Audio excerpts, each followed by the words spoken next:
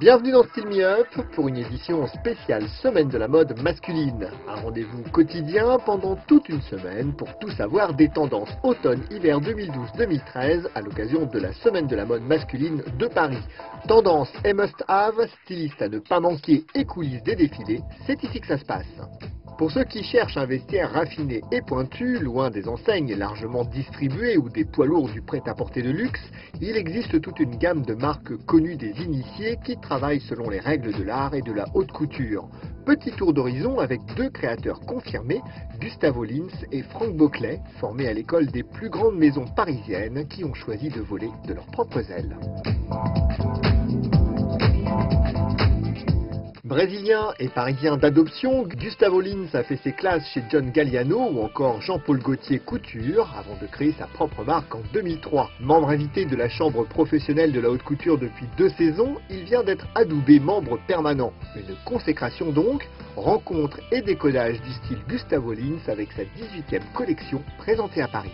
Son nom, il le signe d'un T inversé, bien caché au détour de chaque vêtement, mais qui veut dire quoi au juste? Faire un vêtement créatif, un chien industriel, ça c'est une autre histoire. Et c'est là où j'ai vraiment associé mes connaissances d'architecture à la chaîne industrielle textile et de fabrication. J'ai vu qu'un tailleur se découpe 35 postes dans une usine de tailleur et les postes correspondent aux opérations que le tailleur est censé faire. Une fois que j'ai compris toute cette mécanique industrielle et stylistique et même déontologique, j'ai décidé de raconter ma propre histoire. Et là, il me fallait un signe de reconnaissance. Comme toute marque a son signe, il y a le WC Chanel qui va vers l'infini, le LV. Je ne voulais pas un logo avec une lettre, je voulais un signe. Et je travaillais sur le dos d'une veste, je cherchais à donner la voussure du dos d'une veste. Et soudain, je prends ces pinces qu'on met aux omoplates, je commence à la pivoter et je savais utiliser cette pince autour d'un T inversé. J'ai ça devant ma table, je regarde et là j'avais ma règle d'architecte que j'ai toujours gardée quand j'étais étudiant. Et je regarde ça au mur, tiens, ça ressemble quand même. Et je vois mon nom, Gustavo, et je prends le T et j'inverse.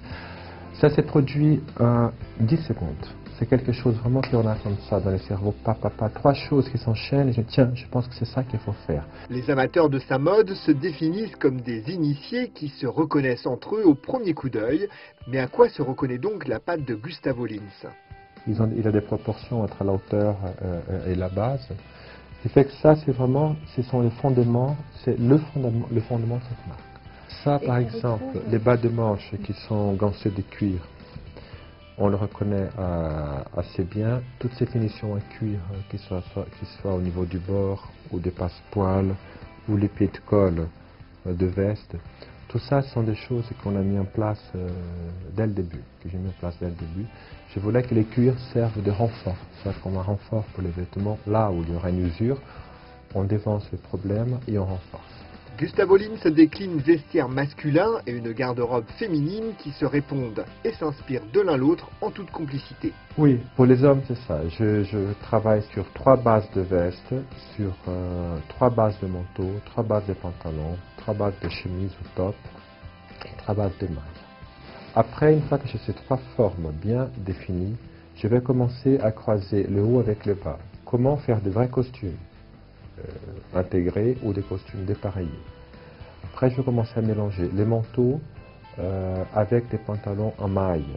Et faire une espèce de pseudo-jogging. Après, les chemises, elles auront par exemple la même construction de corps, avec 2 cols très différents. Ce qui fait que c'est comme un jeu mathématique, la collection masculine pour moi. En plus, j'adore les mathématiques, je suis fasciné par la géométrie et l'arithmétique. Et comment croiser les formes aux chiffres. Et une fois que j'ai cette balance bien en place, là, je vais commencer à féminiser un peu le bloc pour de basculer vers les femmes. Allez, un petit conseil pour terminer. Selon vous, Gustavo Lins, quelles sont les 3 pièces à avoir absolument dans son vestiaire? Moi, j'aurais choisi cette doudoune, qui est un cachemire et taffetas, parce qu'elle règle pas mal de problèmes. Je veux dire, quand elle est toute noire, elle est très sobre. Et si on veut vraiment, je sais pas, frimer, on la retourne. Il y a un cardigan que j'avais tout à l'heure, qui est parti. Il y a un pantalon comme celui-là, et avec les jambes en spiralée, mais un jersey épais. C'est vraiment un pantalon très très confortable, ce qui fait qu'on peut faire du sport avec, et après on met une veste de tailleur et on est habillé. Nous avons rencontré Franck Boclet pendant les essayages de sa 4e collection éponyme avant sa présentation officielle. Après 25 ans passés dans les plus grandes maisons, Kenzo à Ungaro en passant par Smalto, Franck Boclet présente pour l'hiver prochain 24 looks pour une collection structurée autour de 2 axes forts, le fashion sartorial aux finitions couture très étudiées et le rock sport qui inclut le denim lancé au printemps dernier. Les points forts de cette nouvelle collection, la fourrure travaillée avec beaucoup de modernité, déclinée en veste, parka et écharpe, et toujours le sarouel et le piping métal, véritable signature de la marque que l'on retrouve sur les bords de veste, manteaux et chemises. Robert, oui. La fiche de retouche c'est bon, hein, j'en suis, hein, le pantalon, hein. Ok, ça roule. Ça roule. Ouais, c'est un des looks de demain, avec mon pantalon sarouel, qui est une de mes spécialités. Des bijoux nouveaux, entre autres, comme je porte ici, comme il porte là la bague, tu vois, ta petite bague, voilà. Ça et ça, qui sont des... Alors c'est très spécial, d'ailleurs, je vais vous expliquer. Ces petits trucs-là, et la bague, ça vient d'un fruit, enfin, d'un fruit qui est une sorte de petite, une petite noix de coco, qui s'appelle l'amou coco, et qui vient du Burundi, exactement, ou Tanzanie, Kenya. Mais c'est au Burundi qu'on peut les prendre parce qu'il n'y a pas de réserve d'éléphants. Si les éléphants les mangent, ils les adorent. Et à l'intérieur de ce fruit, il y a un noyau, coloris ivoire naturel, voilà le fruit.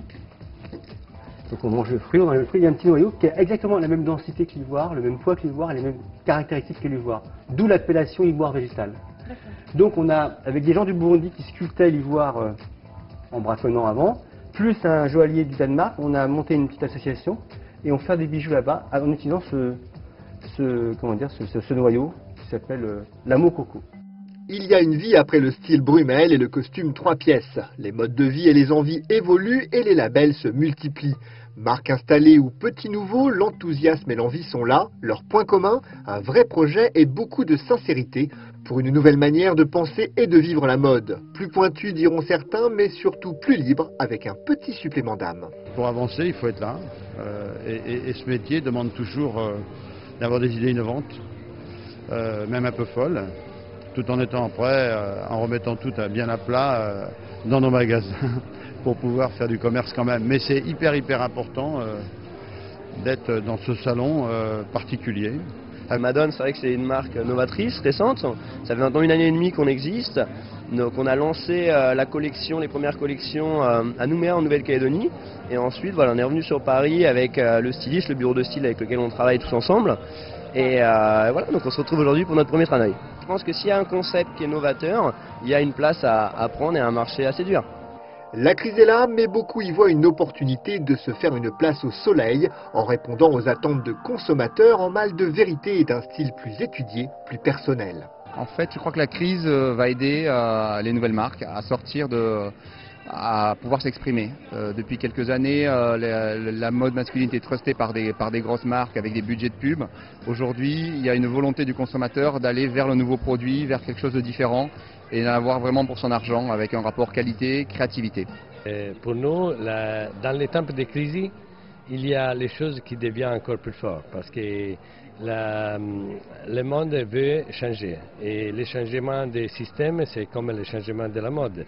Il y a pour moi des bonnes chances de présenter vraiment quelque chose qui va renouveler vraiment la philosophie du monde. Et l'esprit de la mode, en définitive, c'est l'esprit de la société et du monde entier. Pourtant, un beau projet et de beaux produits bien faits ne suffisent pas toujours. Il faut se faire connaître pour être reconnu. Pas toujours simple pour des marques de niche d'accéder au marché. Pour beaucoup, le Tranoï est un tremplin. C'est pas évident parce qu'il y a beaucoup de monde, comme vous dites, il y a beaucoup de gens qui ont des moyens colossaux de marketing, une visibilité énorme. Donc arriver à pousser tout ce monde pour avoir une petite fenêtre pour nous, c'est justement en ayant des produits différents, respectant des grades de qualité, arriver à atteindre le public par des choses, par des blogs, des ouvertures comme ça, plus spécialisées, plus précises. Distribuer notre marque directement dans les points de vente beaucoup plus pointus qui rejoignent les gens qui auront cette philosophie-là. Je pense que Tranoï, c'est le salon qui a plus de prestige à Paris actuellement et pour nos clients c'est très important, c'est une très belle vitrine. Petit retour sur les défilés. Au programme aujourd'hui, le défilé milanais de costume national et le très parisien Alexis Mabille.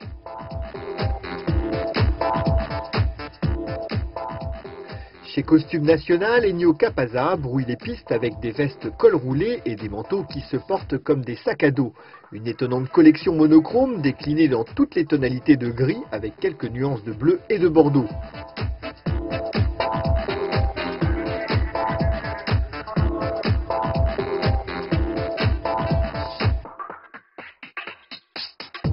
Pour l'hiver prochain, Alexis Mabille réussit un savant mélange de classicisme et de fantaisie, puisant son inspiration dans la période Tudor et l'univers du biker. Baptisé 100 fois Nilois, son défilé fait la part belle aux blousons autant qu'aux vestes à martingale, aux t-shirts imprimés cartes à jouer autant qu'aux motifs six-pack en strass et clous. Le cuir omniprésent, brodé, matelassé ou surpiqué côtoie la dentelle, le velours ou la flanelle. Voilà, Style Me Up, c'est officiellement terminé pour aujourd'hui. On vous retrouve dès demain pour une nouvelle journée 100% fashion et surtout d'ici là, ne lâchez rien.